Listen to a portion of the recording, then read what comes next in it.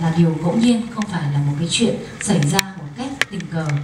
But because of the great understanding and development of paramis over eons, that ready for all those ingredients to be fully cooked and for enlightenment to occur at that time, hearing those words. Để điều đó có thể xảy ra thì đã phải có một cái sự tích lũy về hiểu biết, về trí tuệ trong một quãng thời gian rất là dài để tạo chất liệu cho đến khi mà những cái lời nói được thốt ra, những cái lời nói, lời chỉ dạy chân chánh được thốt ra thì giống như là những giọt nước cuối cùng làm tràn ly, và khi đó thì sự giác ngộ mới có thể sinh khởi.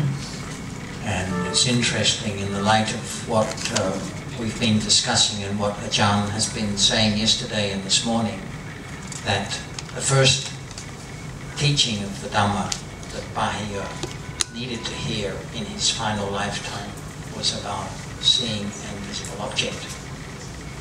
Và chúng ta cũng có thể nhận thấy rằng là rất là thú vị vì những cái điều mà ngài Bahiya đã nghe để có thể giác ngộ trong cái kiếp cuối cùng của ngài, đó là những cái lời dạy về cái thấy và đối tượng thị giác. Khi mà nói rằng trong cái thấy chỉ có cái thấy, đó cũng là những điều mà chúng ta được nghe rất là nhiều từ 2 ngày nay. Not about the kilesas, chứ không nói về các phiền não. Not about the fine points of Abhidhamma, chứ không nói về những cái chi tiết rất là vi tế, rất là cao siêu của vi diệu pháp. Just about the Dhammas that are appearing now for us as they were for Bahiya at that time. Mà chỉ nói về các pháp hiện giờ đang xuất hiện với chúng ta, cũng như là chúng xuất hiện khi ấy đối với ngài Bahiya. As we've been discussing, now the teachings are disappearing. The Buddha taught that they would disappear within 5,000 years. Như là chúng ta đã thảo luận từ mấy ngày nay, giáo pháp của Đức Phật chúng ta biết rằng hiện giờ đang thời kỳ suy đồi, người ta gọi là mạt pháp, và nó sẽ biến mất hoàn toàn. And now we're halfway through that period, further away from the Buddha's teachings.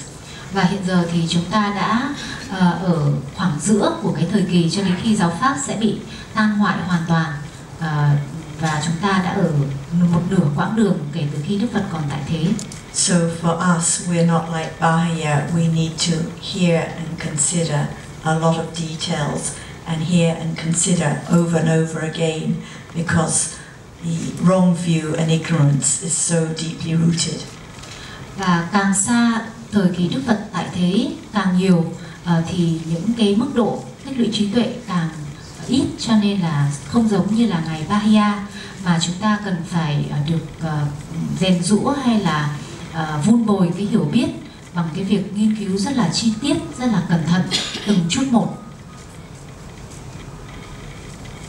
When we hear that only visible objects seen, there's just the seen in the seen, it's not enough for any understanding.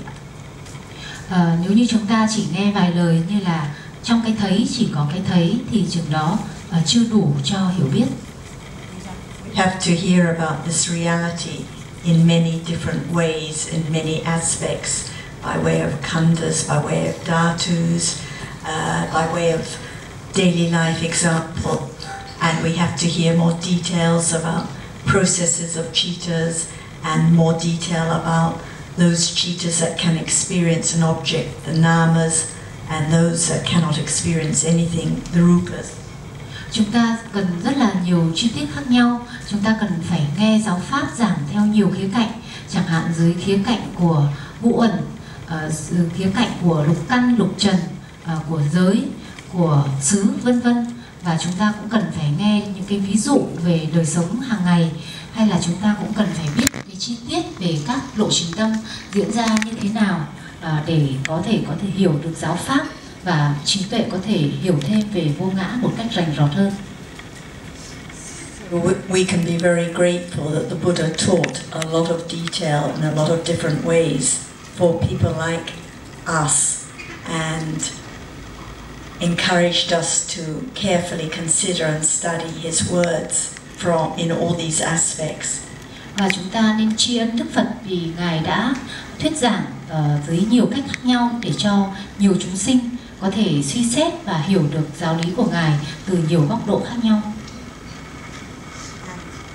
Because even just studying the suttas, Vinaya and Abhidhamma may not be enough. The ancient commentators, his disciples, explained in even more detail.